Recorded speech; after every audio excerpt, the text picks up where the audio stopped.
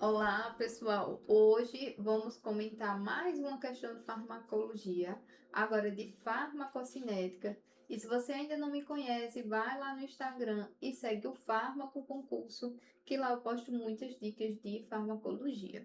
Então vamos lá. Isso aqui é uma questão da Quadrix de 2023, que diz o seguinte: o gráfico a seguir, ele descreve a concentração de um antimicrobiano no plasma e no líquido cefalorraquidiano, no LCR, após sua administração endovenosa em um modelo in vivo. De acordo com os dados mostrados acima, assinale a alternativa que apresenta correta e respectivamente a fase farmacocinética e a consequência que a meningite causa nas concentrações do fármaco nesses animais.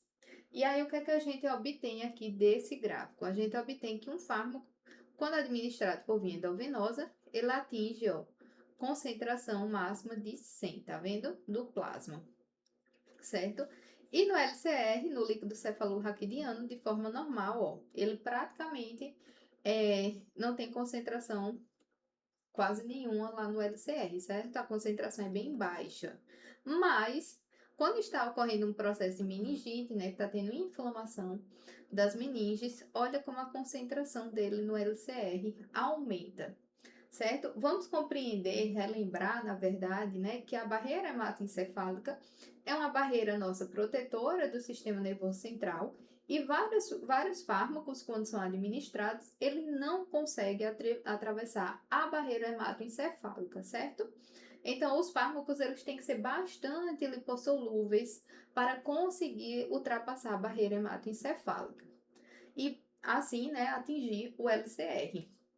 O que é que acontece? Quando a gente tem processos, como é o caso daqui da questão de meningite, né, que essas meninges elas estão inflamadas, então essa barreira ela vai se tornar mais permeável para a passagem de fármacos. Por isso que alguns fármacos, quando estão tendo meningite, alguns antimicrobianos, eles acabam conseguindo ultrapassar a barreira e serem utilizados no tratamento, certo?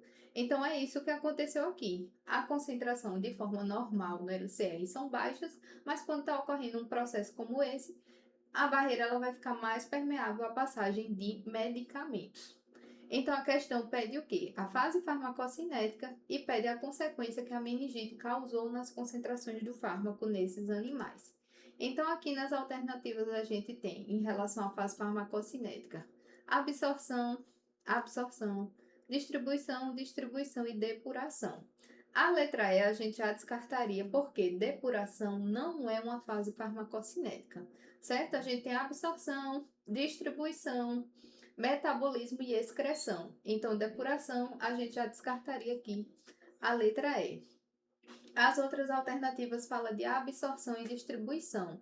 Lembre-se que a absorção é a passagem do fármaco do seu local de administração para a corrente sanguínea, certo? Então, na questão já diz que o fármaco foi administrado por via endovenosa.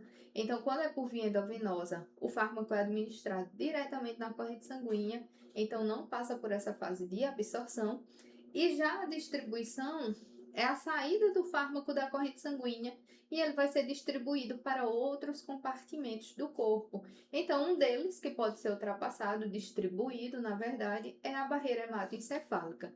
Então, a gente descartaria a absorção e seria uma das alternativas que tem a distribuição, né? A saída do fármaco da corrente sanguínea para ser distribuído para outros compartimentos.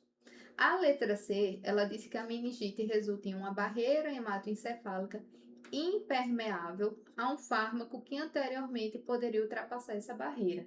Na verdade, é o contrário, né? A meningite ela vai resultar numa barreira hematoencefálica que vai ficar permeável à passagem de medicamentos que antes não era ultrapassado. Então, vamos ver a letra D.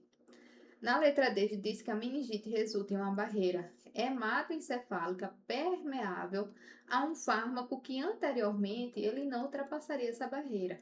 E é exatamente isso, minha gente. Então lembre-se sempre que a barreira hematoencefálica ela é impermeável à passagem de vários fármacos, certo? Mas num processo como esse, como a meningite, por exemplo, que nossas meninges elas vão ficar inflamadas, o fármaco ele vai conseguir ultrapassar, porque essa barreira vai se tornar permeável à passagem de alguns fármacos.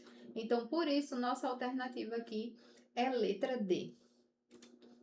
Então, para mais questões comentadas de farmacologia para concursos, já se inscreve aqui no canal e aproveite e já me acompanha lá no Instagram do Fármaco Concurso. Até mais!